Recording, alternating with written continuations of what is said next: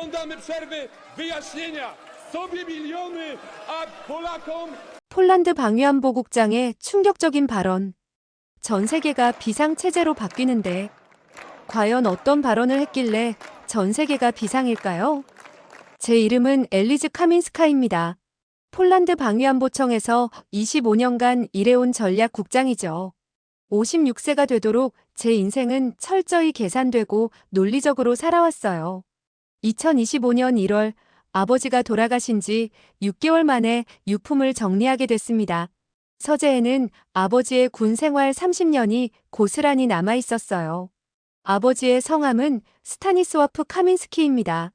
폴란드군 참모 출신이셨던 아버지는 제게 영웅이었습니다. 먼지가 쌓인 서랍을 하나씩 열어보니 예상치 못한 문서들이 나왔어요. 1980년 후반 한국과의 기술 협력 관련 자료들이었습니다. 노란 종이에 아버지의 굵은 글씨로 이렇게 적혀 있었죠. 1988년 12월 23일. 한국인은 절대 믿지 마라. 우리는 속았다. 제 손이 떨렸어요. 그 아래 더 자세한 기록이 이어졌습니다. 한국과의 방산 협력 프로젝트 완전 실패. 그들의 약속은 거짓이었다. 25년 군 경력이 한순간에 무너졌다. 우리 딸 엘리즈만은 이런 실수를 하지 않길 바란다. 가슴이 뜨끔했어요. 아버지가 왜 50대 중반에 조기 전역하셨는지 이제 알았습니다. 어린 시절 아버지는 그 이유를 말씀해주지 않으셨거든요. 다만 한국이라는 나라는 조심해야 한다라고 하셨죠. 서랍 깊숙한 곳에서 또 다른 메모를 발견했어요. 1989년 1월 5일자였습니다. 동료들이 모두 등을 돌렸다. 한국과의 실패로 책임져야 할 몫이 너무 크다. 군 생활은 끝났다. 우리 딸 엘리즈에게는 이 치욕을 물려줄 수 없다. 저는 메모를 읽으며 눈물이 났어요. 아버지가 얼마나 고통스러우셨을지 상상이 됐거든요. 그날 오후 상관인 마렉 코발스키 청장에게서 전화가 왔어요. 엘리즈, 급한 프로젝트가 있어. 한국과의 FA50, K9 협력 2단계 검토를 맡아줘. 순간 아버지의 메모가 떠올랐습니다. 한국 관련 업무요? 그래, 자네가 가장 적임자야. 유럽 방산 협력 경험도 풍부하고 다른 분은 안 될까요? 목소리가 떨렸어요. 왜?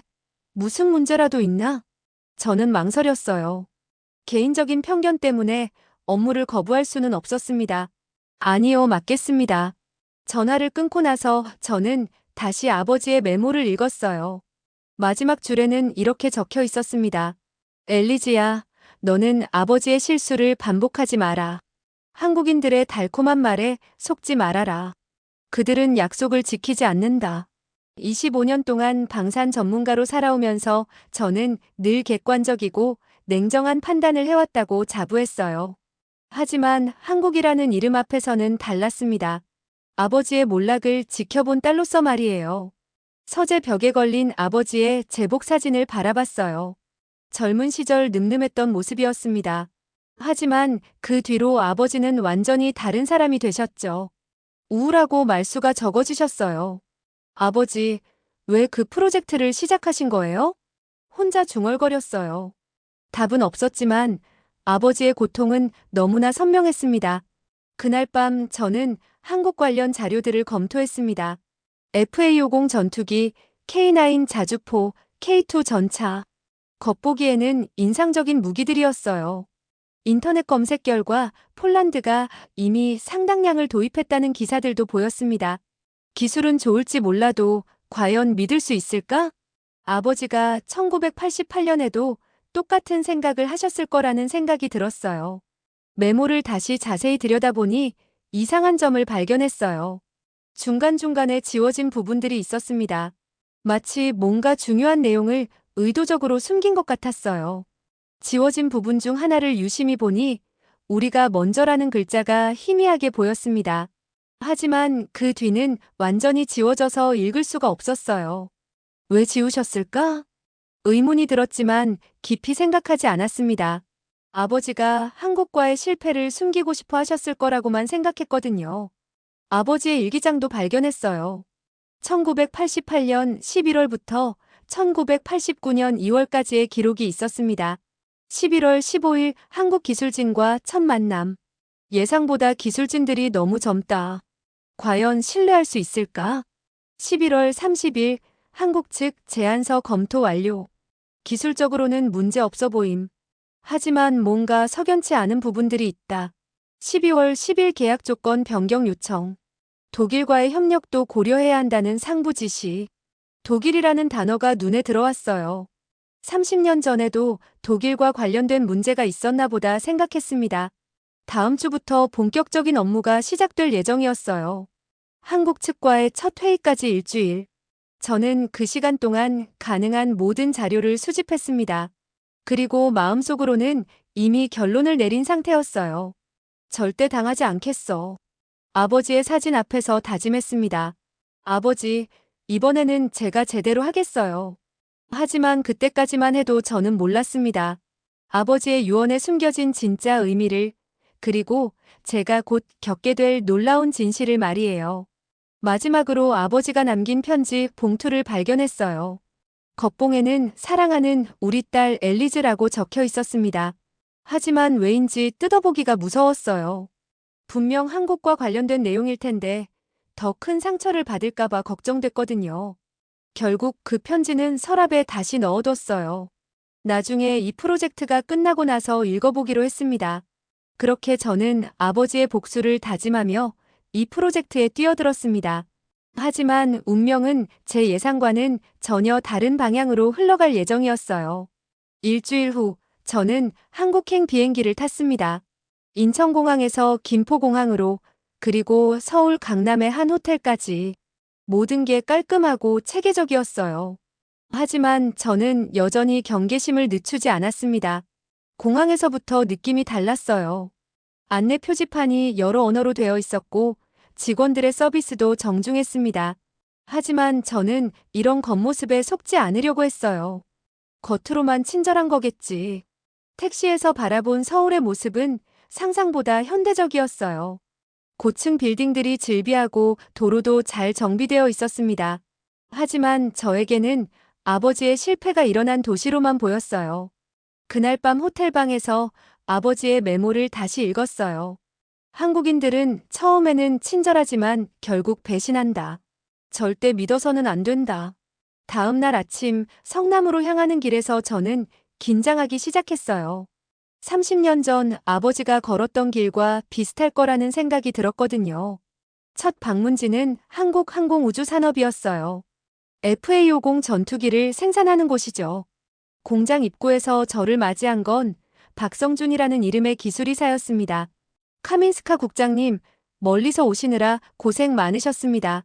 40대 초반으로 보이는 박성준 이사는 정중하면서도 따뜻한 인상이었어요.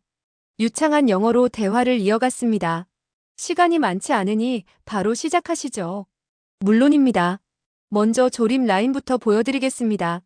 공장 내부는 상상보다 훨씬 체계적이었습니다. 로봇과 인간이 완벽하게 조화를 이루며 전투기를 조립하고 있었어요. 각 공정마다 세심한 품질 관리가 이루어지고 있었거든요. 하지만 저를 더욱 놀라게 한 건 작업자들의 태도였습니다. 이 부분은 폴란드 조종사들의 체격을 고려해서 조정했습니다. 한 젊은 엔지니어가 설명했어요. 체격을 고려했다고요? 네. 폴란드 공군 조종사들의 평균 신장이 180cm라고 들었거든요. 시트 높이와 계기판 각도를 미세 조정했습니다. 저는 당황했어요. 이런 세세한 부분까지 신경 쓸 거라고는 예상하지 못했거든요. 또한 폴란드의 기후 조건도 반영했습니다. 겨울철 영하 30도에서도 안정적으로 작동하도록 설계했어요. 조립 라인을 둘러보면서 더 놀라운 것들을 발견했어요. 폴란드어로 된 안전수칙이 벽에 붙어 있었거든요. 저 폴란드어는 누가 번역하신 거예요? 저희 직원 중에 폴란드어를 배운 사람이 있어요. 이 프로젝트를 위해 6개월간 공부했습니다. 저는 점점 당황스러워졌어요. 이 정도 노력을 기울일 이유가 있을까요? 박성준 이사가 웃으며 말했어요. 저희는 단순히 무기를 파는 게 아니라고 생각해요.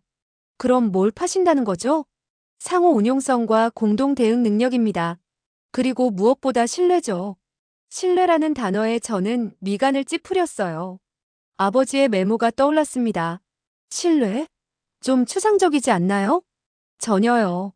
무기는 생명과 직결된 문제니까요. 신뢰 없이는 진정한 협력이 불가능합니다.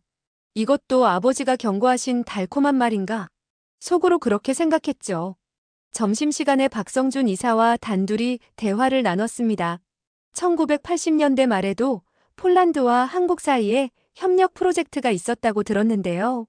박성준 이사의 표정이 진지해졌어요. 아, 그 일 말씀이시군요. 물론 알고 있습니다. 저희 회사 역사에서 빼놓을 수 없는 중요한 교훈이었어요. 어떤 교훈이었나요? 소통의 중요성을 배웠습니다. 당시에는 지금처럼 원활한 의사소통이 어려웠거든요. 그의 말에서 원망은 전혀 느껴지지 않았어요. 오히려 안타까움만 있었습니다. 서로를 완전히 이해하지 못했기 때문이죠. 그래서 저희는 이번에는 다르게 접근하고 있어요. 오후에는 창원에 위치한 한화 시스템 공장을 방문했습니다. K9 자주포를 생산하는 곳이었어요. 여기서는 이미영이라는 여성 엔지니어가 설명을 맡았습니다. K9은 폴란드의 지형적 특성을 고려해 설계됐습니다. 이미영 엔지니어는 저보다 10살은 어려 보였어요. 하지만 기술에 대한 이해도는 놀라웠습니다. 폴란드 북부의 습지대에서도 안정적으로 운용 가능합니다. 또한 발틱 해연안의 염분에도 내성이 있어요. 저는 내심 불쾌했어요. 제가 25년간 쌓아온 경험을 이 젊은 여성이 쉽게 설명하고 있다는 생각이 들었거든요. 이론적으로는 그렇겠지만 실제로는 어떨까요? 실증 데이터가 있습니다. 노르웨이와 핀란드에서 테스트한 결과예요. 이미영 엔지니어가 두꺼운 자료집을 건네줬어요. 또한 정비 매뉴얼도 폴란드군의 교육 체계에 맞춰 작성했습니다. 폴란드 국방부와 협력해서 실제 정비병들과 인터뷰도 했어요. 현장에서 일하는 분들의 목소리가 가장 중요하거든요. 저는 점점 혼란스러워졌어요. 이들의 접근 방식이 제가 아는 일반적인 비즈니스와는 너무 달랐거든요. 너무 완벽해서 오히려 수상해. 그날 저녁 호텔에서 동료들과 화상회의를 했어요. 직접 현장 가서 보니 어떤가 엘리지? 마렉 청장이 물었습니다.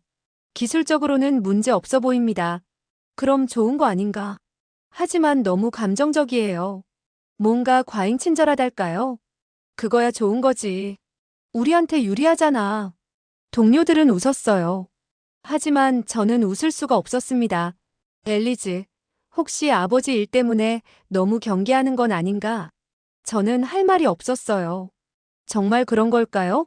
통화를 끊고 나서 저는 창밖을 바라봤어요. 서울의 야경이 반짝였습니다. 화려하고 현대적이었지만 제 마음은 여전히 차가웠어요. 그날 밤 아버지의 메모를 다시 읽었어요. 한국인들의 달콤한 말에 속지 말아라. 바로 오늘 같은 상황을 경고하신 거였나요? 겉으로는 친절하지만 속으로는 다른 계산을 하고 있을지도 모른다는 생각이 들었어요. 하지만 동시에 이상한 감정도 들었습니다. 오늘 만난 한국 기술자들의 진정성이 연출된 것만은 아닌 것 같았거든요. 특히 박성준 이사가 신뢰를 말할 때의 표정은 정말 진심으로 보였어요. 아니야, 감정에 휘둘리면 안 돼. 저는 스스로를 다독였습니다. 아버지의 실패를 반복할 수는 없었으니까요. 침대에 누워서도 잠이 오지 않았어요. 오늘 하루 본 것들이 자꾸 머릿속을 맴돌았습니다. 그들의 준비성, 진정성, 그리고 신뢰라는 단어가 계속 떠올랐어요. 우연히 TV를 켰는데 한국 드라마가 나오고 있었어요. 주인공들이 울고 웃으며 감정을 거침없이 표현하는 모습을 보며 저는 혀를 찼어요. 역시 너무 감정적인 나라야. 하지만 이상하게도 채널을 돌리지 못하겠더라고요. 뭔가 익숙하지 않은 따뜻함이 화면에서 느껴졌습니다. 내일은 어떤 일이 벌어질까? 불안하면서도 궁금했습니다. 아니야, 감정에 휘둘리면 안 돼. 저는 스스로를 다독였습니다. 오늘 하루 본 것들이 자꾸 머릿속을 맴돌았습니다. 폴란드어를 배운 직원, 정비병들과의 인터뷰, 세심한 폴란드의 맞춤화. 이 모든 게 정말 비즈니스적 계산일까요? 아니면 정말로 진심일까요? 사흘째 되던 날 바르샤바에서 긴급 연락이 왔어요. 폴란드 국방부에서 고위급 화상회의를 소집한다는 내용이었습니다. 호텔방에서 노트북을 켜고 회의에 참여했어요. 화면에는 평소보다 많은 고위 관료들이 참석해 있었습니다. 엘리즈, 현재 상황은 어떤가? 이안 노바크 국방차관이 직접 참석했어요. 이례적인 일이었습니다. 기술적으로는 우수합니다. 하지만 아직 계약 조건을 완전히 검토하지는 못했어요. 그런데 말이야. 독일 쪽에서 흥미로운 제안이 왔어. 어떤 제안 말씀이시죠? 갑자기 가슴이 두근거렸어요. 뭔가 좋지 않은 예감이 들었거든요. 라인메탈과의 기술 협력 건이야. 한국 시스템의 일부를 독일 기술로 교체하자는 거지. 저는 당황했어요. 이런 얘기는 처음 듣는 내용이었거든요. 그게 가능한 일인가요? 기술적으로야 불가능할 건 없지. 문제는 한국 측 반응이겠지만 이안 차관의 어조에는 이미 결정된 듯한 뉘앙스가 있었어요. 차관님, 그런 변경은 계약 위반이 될 수도 있습니다. 엘리즈, 너무 원칙적으로 생각하지 마. 이건 유럽 통합의 큰 그림이야. 하지만 자네는 현장에서 한국 측에 이 내용을 전달하기만 하면 돼. 나머지는 우리가 처리할 테니까. 화상회의가 끝나고 저는 복잡한 심정이었어요. 분명히 잘못된 방향이라는 생각이 들었지만 상급자의 지시를 거부하기는 어려웠습니다. 더욱 놀란 건 회의 중에 나온 자료들이었어요. 독일과의 비공식 기술 교환 협의가 이미 상당히 진행된 상태였거든요. 언제부터 이런 일이 진행되고 있었지? 저는 제대로 된 정보를 받지 못하고 있었던 거였어요. 그날 오후 한국 측과의 회의에서 저는 조심스럽게 이 내용을 꺼냈어요. 혹시 시스템의 일부 구성품을 다른 업체 제품으로 교체하는 건 가능할까요? 박성준 이사의 표정이 순간 굳어졌습니다. 어떤 부분을 말씀하시는 건가요? 화력 통제 시스템 일부와 통신 장비 같은 거요. 회의실이 조용해졌어요. 한국 측 참석자들이 서로 눈빛을 주고받았습니다. 기술적으로는 불가능하지 않지만 이미영 엔지니어가 조심스럽게 말했어요. 하지만 전체 시스템의 안정성에 문제가 생길 수 있습니다. 어떤 문제 말씀이죠? 저희 시스템은 모든 구성품이 유기적으로 연결되어 있어요. 일부만 바꾸면 예측하지 못한 오류가 발생할 수 있습니다. 박성준 이사가 진지하게 설명했습니다. 카민스카 국장님, 이건 단순한 부품 교체가 아니에요. 전체 철학이 바뀌는 겁니다. 또 철학이라는 단어가 나왔어요. 저는 짜증이 났습니다. 철학이요? 무기에 무슨 철학이 있나요? 있습니다. 사용자의 안전을 최우선으로 하는 철학이요. 그건 모든 무기가 갖춰야 할 기본 아닌가요? 맞습니다. 하지만 저희는 그것을 단순한 기능이 아니라 책임으로 봅니다. 박성준 이사의 목소리에는 확신이 있었어요. 책임이라면 이 무기를 사용할 병사들의 생명에 대한 책임입니다. 호환되지 않는 부품을 섞으면 그 안전성을 보장할 수 없어요. 회의는 결론 없이 끝났어요. 한국 측은 더 검토해보겠다고 했지만 표정으로 봐서는 탐탁지 않아 하는 것 같았어요. 그날 저녁 폴란드 대사관에서 비공식 만찬이 있었습니다. 참석자는 저와 폴란드 측 관계자들 그리고 독일 무관 몇 명이었어요. 엘리즈, 한국 애들 반응이 어떻던가? 토마시 코발레프스키 무관이 물었어요. 좀 부정적이었어요. 시스템 안정성을 우려한다고 하더라고요. 그런 건 핑계지. 원래 동양인들이 그래. 변화를 싫어하지. 독일 무관 클라우스 밀러가 끼어들었어요. 하지만 그들 말에도 일리가 있어요. 제가 말하자 분위기가 어색해졌습니다. 엘리즈, 너무 그들 편에 서지 마. 우리가 갑이야. 토마시 무관의 말에 저는 불편함을 느꼈지만 표현하지 않았어요. 이번 프로젝트는 단순한 구매가 아니야. 유럽 방산 통합의 시험 무대라고. 클라우스 무관이 덧붙였습니다. 무슨 뜻인가요? 한국 기술을 유럽식으로 개량하는 거지. 그러면 나중에 다른 나라에도 판매할 수 있어. 저는 소름이 돋았어요. 이게 진짜 목적이었나 보다 생각했습니다. 만찬이 끝나고 호텔로 돌아가는 길에 저는 생각에 잠겼습니다. 오늘 한국 기술자들의 반응을 보면서 뭔가 다른 차원의 문제라는 느낌이 들었거든요. 정말 단순한 부품 교체일까? 하지만 곧 아버지의 목소리가 떠올랐어요. 한국인들의 달콤한 말에 속지 말아라. 아마도 지금 상황도 그런 전술의 일환일 거라고 생각했습니다. 어려움을 과장해서 협상을 유리하게 이끌려는 것일 수도 있다고 말이에요. 그날 밤 저는 독일과의 기술 교환 관련 초안을 검토했어요. 서류상으로는 문제 없어 보였습니다. 하지만 왜인지 찜찜한 기분을 지울 수 없었어요. 문서를 자세히 보니 이런 내용이 있었어요. 한국 측 기술 자료의 유럽 내 공유 및 개량권은 폴란드가 보유한다. 이게 정말 합법적인 건가요? 의문이 들었지만 법무팀에서 검토했다는 도장이 찍혀 있었어요. 결국 저는 그 서류에 조건부 승인 사인을 했습니다. 나중에 이 결정이 얼마나 큰 파장을 불러일으킬지 그때는 전혀 몰랐어요. 사인을 하면서도 가슴 한편이 무거웠어요. 뭔가 잘못된 일을 하고 있다는 생각이 들었거든요. 아버지라면 어떻게 하셨을까?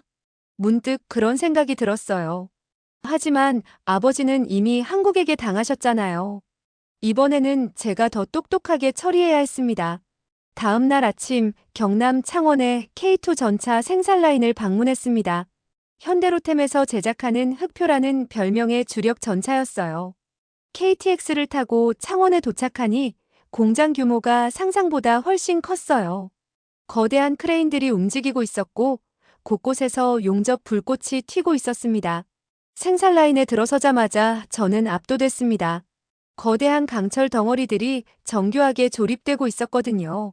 하지만 더 놀라운 건 따로 있었어요. 이 부분은 폴란드 정비병들을 위해 특별히 설계했습니다. 전차 개발팀장인 김도현 이사가 설명했어요.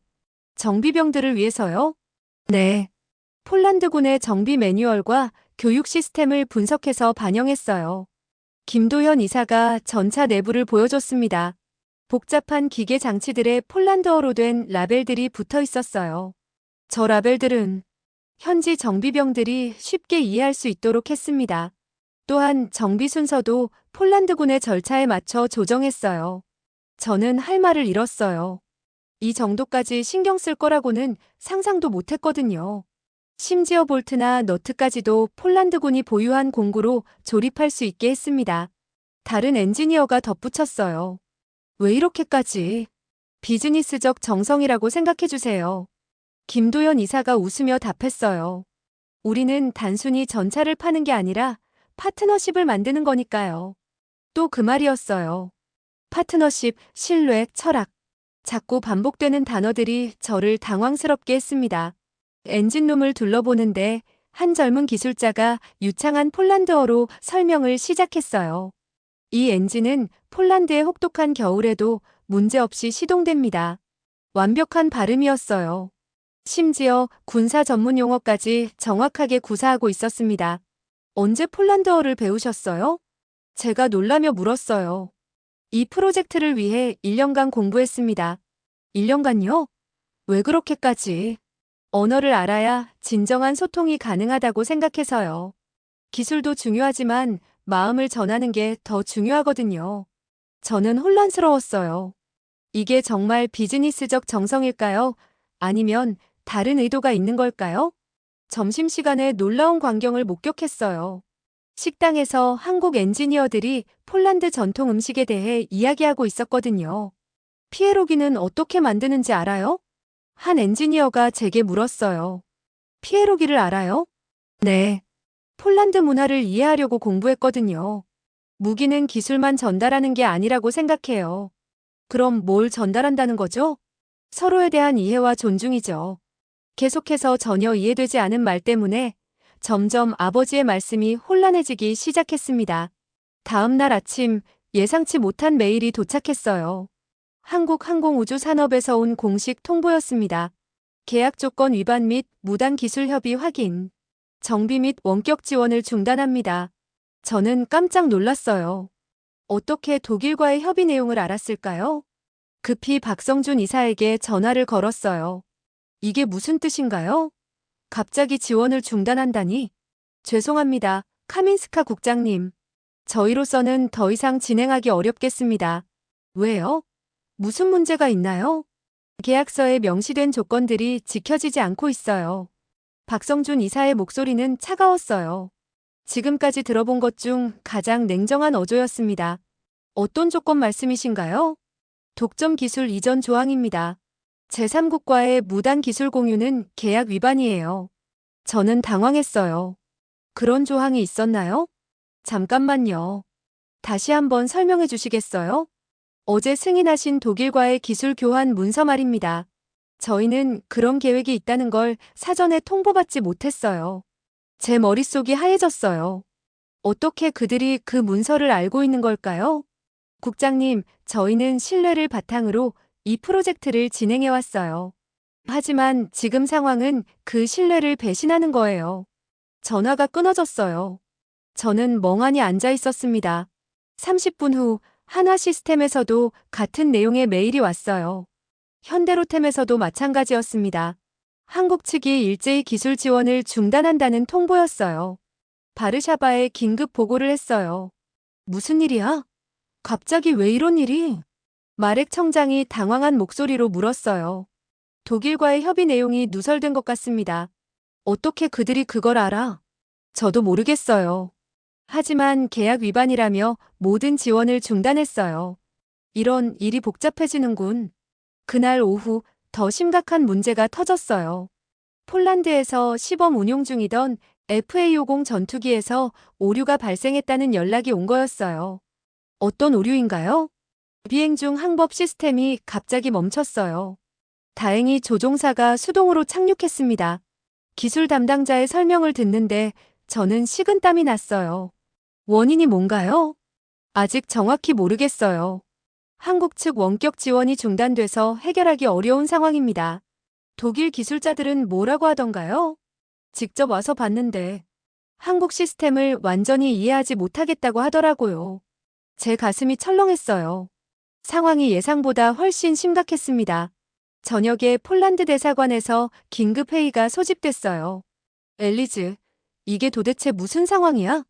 토마시 무관이 다그치듯 물었어요. 한국 측이 계약 위반을 이유로 모든 지원을 중단했어요. 그럼 우리 전투기는 어떻게 하고? 현재로서는 운용이 어려운 상황입니다. 그 순간 회의실이 조용해졌어요. 모두가 심각한 표정이었습니다. 이건 한국 놈들이 우리를 협박하는 거야. 클라우스 독일 무관이 화를 내며 말했어요. 아니면 처음부터 이런 상황을 노린 걸 수도 있어.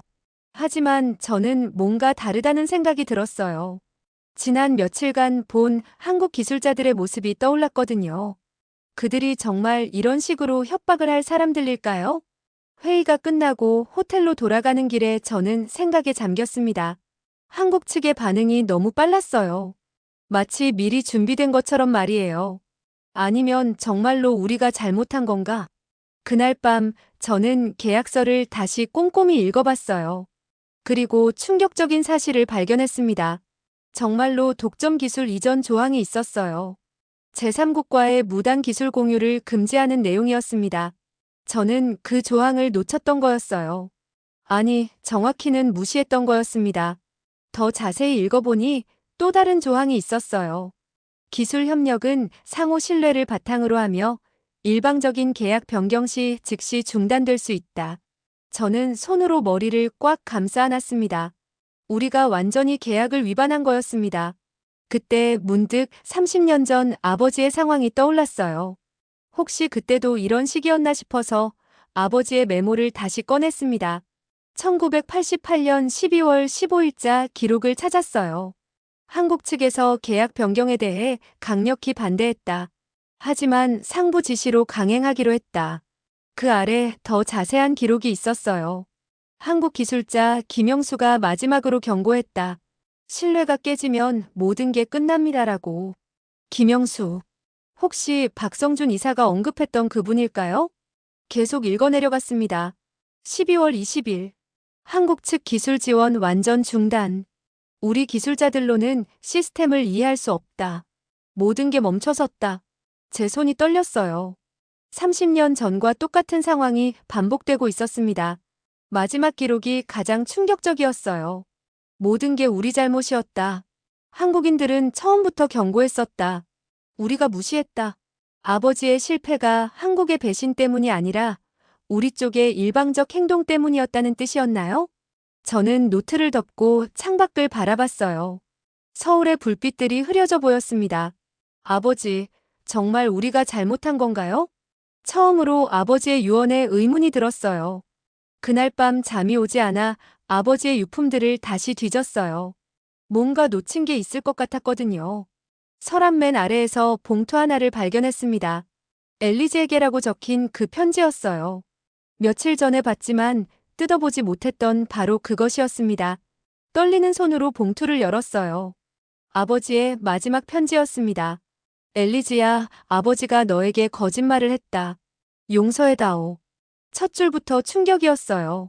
한국과의 프로젝트 실패는 그들의 배신 때문이 아니었다. 내가 그들을 배신한 것이었다. 제 눈앞이 캄캄해졌어요. 1988년 12월 독일에서 더 좋은 조건을 제시했다. 한국과의 계약을 일방적으로 변경하라고 했고 나는 그 유혹에 넘어갔다. 편지를 읽으면서 저는 울음이 터져 나왔어요. 한국 기술자 김영수는 마지막까지 우리를 믿어주려 했다. 하지만 나는 그 신뢰를 저버렸다. 결국 모든 게 무너졌고 나는 책임을 그들에게 떠넘겼다. 아버지가 제게 말씀하신 모든 것이 거짓이었나요? 너에게는 이 진실이 너무 무거울 것 같아서 말하지 못했다. 하지만 언젠가는 알아야 한다고 생각했다. 편지의 마지막 부분이 가장 가슴 아팠어요. 엘리지야, 만약 너가 한국과 일할 기회가 생긴다면 아버지의 실수를 반복하지 마라. 그들은 믿을 만한 사람들이다. 아버지가 그들을 저버린 것이지 그들이 우리를 배신한 게 아니다. 저는 편지를 읽고 또 읽었어요. 믿을 수가 없었거든요. 25년 동안 제가 품고 살아온 모든 편견이 거짓이었다는 뜻이었나요? 다시 아버지의 일기를 꺼내 읽어봤어요. 이번에는 지워진 부분들을 유심히 살펴봤습니다. 우리가 먼저 배신했다. 한국은 끝까지 기다려줬다. 지워진 글자들이 희미하게 보였어요. 아버지가 감추고 싶어 했던 진실이었습니다. 1989년 1월 10일자 기록도 다시 읽어봤어요. 김영수에게서 마지막 편지가 왔다. 카민스키 장군님의 앞날을 빕니다. 언젠가 다시 함께 일할 수 있기를 바랍니다라고 적혀 있었다. 원망 한마디 없는 그 편지를 읽고 아버지는 얼마나 괴로우셨을까요? 그런데도 나는 모든 책임을 그들에게 떠넘겼다. 부끄럽다. 아버지의 마지막 기록이었어요. 저는 바닥에 주저앉았어요. 25년간 제가 믿고 살아온 모든 것이 무너져 내렸습니다. 한국 사람들을 의심하고 그들의 진정성을 의심하고 신뢰라는 말을 비웃었던 제 자신이 너무나 부끄러웠어요. 아버지, 왜 진실을 말씀해주지 않으셨어요? 혼자 중얼거리며 울었습니다. 그때 휴대폰이 울렸어요. 박성준 이사에게서 온 문자 메시지였습니다. 국장님, 혹시 시간이 되시면 통화 가능할까요? 중요한 말씀을 드리고 싶습니다. 저는 떨리는 손으로 전화를 걸었어요. 국장님, 목소리가 이상하세요. 혹시 무슨 일이 있으셨나요? 죄송합니다. 제가 모든 걸 잘못 이해했던 것 같아요. 무슨 말씀이신지요? 30년 전 일말입니다. 제 아버지와 김영수라는 분의 일말이에요. 전화 너머로 박성준 이사가 깊은 한숨을 쉬는 소리가 들렸어요. 혹시 진실을 아시게 됐나요? 네. 아버지가 남긴 편지를 읽었어요. 많이 힘드시겠어요. 이사님, 김영수 이분은 제 아버지입니다. 아버지는 카민스키 장군님을 끝까지 존경하셨어요. 실수는 누구나 할 수 있다고 하시면서 말이에요. 제 눈에서 또 눈물이 흘렀어요. 그래서 이번 프로젝트를 맡게 됐을 때 아버지가 말씀하셨어요. 이번에는 제대로 도와드려라고. 저희는 왜 지원을 중단하신 거예요? 신뢰가 깨졌을 때는 잠시 거리를 두는 게 좋다고 생각했어요. 하지만 영원히 포기하는 건 아니에요. 아직 늦지 않았어요, 국장님. 진정한 파트너십은 실수를 딛고 일어설 때 더 단단해지거든요. 전화를 끊고 나서 저는 오랫동안 생각에 잠겼어요. 아버지의 실수를 되풀이하고 있던 저 자신을 보며 부끄러웠습니다. 하지만 동시에 새로운 희망도 느꼈어요. 아직 늦지 않았다는 박성준 이사의 말이 계속 머릿속을 맴돌았습니다. 다음 날 아침 저는 결심했어요. 이 상황을 바로 잡아야겠다고 말이에요. 하지만 그 전에 해야 할 일이 있었습니다. 바르샤바의 진실을 보고하는 것이었어요. 마렉 청장에게 전화를 걸었어요. 청장님, 중요한 보고가 있습니다. 어떤 보고인가? 저희가 계약을 위반했어요. 한국 측이 옳습니다. 뭐라고? 엘리즈, 정신 차려. 독점 기술 이전 조항을 위반했어요. 독일과의 무단 협의는 명백한 계약 위반입니다. 그래도 이미 진행된 일인데. 청장님, 저는 책임을 져야 할 사람으로서 사실대로 보고하는 겁니다. 마렉 청장은 한동안 말이 없었어요. 엘리즈, 자네가 뭘 하려는 건지 알겠어. 하지만 이미 국방부까지 올라간 일이야. 그럼 더욱 빨리 바로잡아야죠. 자네 경력에 큰 타격이 될 텐데? 저는 아버지의 편지를 생각했어요. 상관없습니다. 옳은 일이니까요. 그날 오후 저는 공식 보고서를 작성했어요. 모든 경위를 솔직하게 적었습니다. 독일과의 무단 기술 협의, 계약 조항 위반, 그리고 그로 인한 한국 측의 정당한 대응까지 말이에요. 보고서 마지막에는 이렇게 적었습니다. 한국과의 협력 중단은 우리의 계약 위반으로 인한 것입니다. 이는 30년 전과 같은 실수의 반복입니다. 진정한 해결책은 신뢰 회복뿐입니다. 보고서를 제출하고 나서 저는 홀가분했어요. 25년 만에 처음으로 진짜 옳은 일을 한 것 같았거든요. 저녁에 아버지 사진 앞에 앉았어요. 아버지, 이제 알겠어요. 한국 사람들이 말하는 신뢰가 뭔지 말이에요. 사진 속 아버지는 여전히 굳은 표정이었지만 왠지 조금 편안해 보이는 것 같았어요. 제가 아버지의 실수를 바로잡을게요. 그날 밤 저는 새로운 계획을 세웠습니다. 어떻게 하면 이 상황을 진정으로 해결할 수 있을지 말이에요.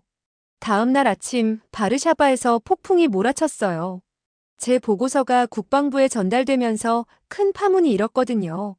이안 노바크 차관에게서 직접 전화가 왔어요. 엘리즈, 자네가 뭘 한 건지 알고 있나? 네, 알고 있습니다. 이 보고서 때문에 독일과의 관계까지 문제가 될 수 있어. 하지만 사실입니다, 차관님. 사실이 중요한 게 아니야. 국가 이익이 중요한 거지. 저는 가슴이 답답했어요. 30년 전 아버지도 이런 압박을 받으셨을까요? 차관님, 잘못된 일은 바로 잡아야 합니다. 엘리즈, 자네 경력을 생각해봐. 지금까지 쌓아온 걸 다 날리려고? 경력보다 중요한 게 있습니다. 뭐가? 신뢰입니다. 바로 전화가 끊어졌습니다. 저는 이제 정말로 혼자가 된 기분이었습니다.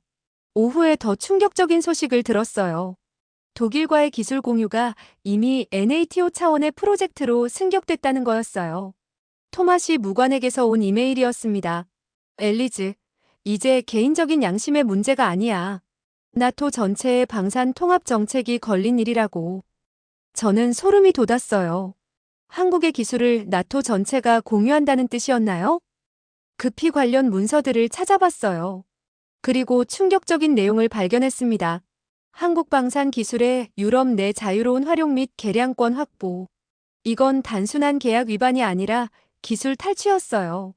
더 심각한 건 제 사인이 들어간 문서가 이 모든 일의 근거로 사용되고 있다는 사실이었습니다. 저는 즉시 박성준 이사에게 전화를 걸었어요. 이사님, 큰일 났어요.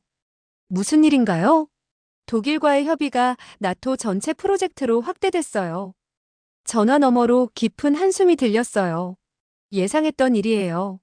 예상하셨다고요? 30년 전에도 똑같았거든요. 처음에는 작은 변경이라고 하다가 결국 박성준 이사의 목소리에는 체념이 묻어 있었어요. 이걸 막을 방법은 없을까요? 있어요. 하지만 국장님이 큰 희생을 각오하셔야 해요. 어떤 희생이요? 모든 걸 공개하는 거예요. 언론 그리고 국제사회예요. 저는 망설였어요. 그건 제 경력뿐만 아니라 폴란드의 국제적 신뢰도에도 타격을 줄 수 있는 일이었거든요. 시간을 좀 주세요. 물론입니다. 하지만 너무 늦으면 돌이킬 수 없어요. 그날 밤 저는 아버지의 편지를 다시 읽었어요. 엘리즈야, 때로는 옳은 일을 하는 게 쉽지 않다. 하지만 그래도 해야 한다. 아버지도 이런 선택의 기로에 서셨을 텐데, 그때는 어떤 결정을 하셨을까요? 일기를 다시 뒤져보니 이런 기록이 있었어요. 1989년 1월 15일. 상부에서 언론 공개를 막으라고 했다. 진실을 숨기라는 것이다. 하지만 이미 너무 많은 거짓말을 했다. 아버지는 결국 진실을 숨기는 쪽을 택하셨나 봐요. 그리고 그 죄책감에 평생 시달리셨을 거예요. 저는 결심했습니다. 아버지의 실수를 반복하지 않겠다고. 다음 날 아침, 저는 폴란드의 한국제 문제 전문지에 연락했어요. 안나 코발스카 기자님과 통화하고 싶습니다. 저예요. 무슨 일로 연락하셨나요? 중요한 제보가 있습니다. 나토와 관련된 방산 기술 이슈예요. 어떤 내용인가요? 직접 만나서 말씀드리고 싶어요. 그날 오후 바르샤바 시내의 조용한 카페에서 안나 기자를 만났어요. 카민스카 국장님이시죠? 제보 내용이 뭔가요? 한국과의 방산 계약 위반 건입니다. 저는 모든 것을 털어놨어요. 독일과의 무단 협의, 기술 탈취 계획, 그리고 30년 전 아버지의 실수까지 말이에요. 정말 심각한 문제네요. 하지만 이걸 공개하면 국장님 입장이 어려워질 텐데요. 상관없어요. 옳은 일이니까요. 안나 기자가 녹음기를 켰어요.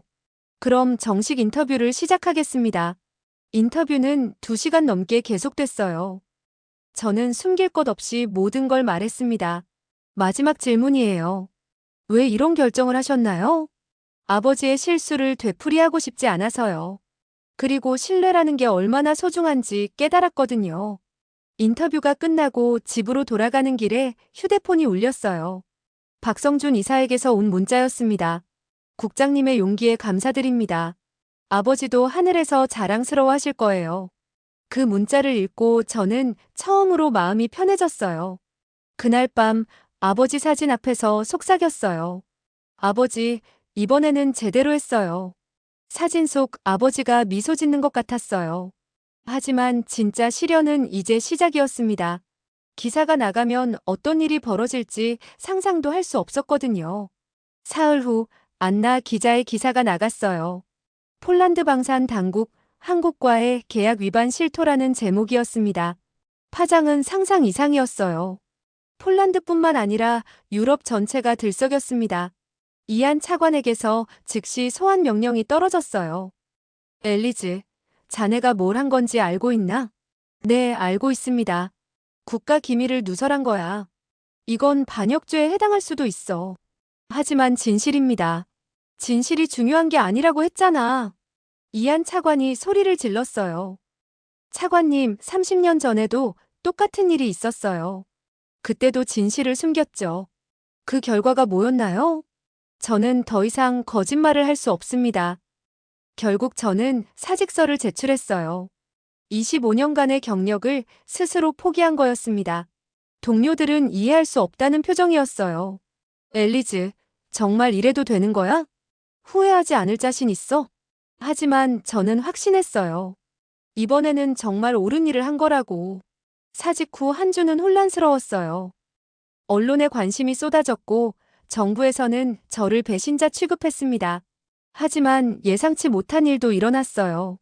한국에서 초청장이 온 거였어요.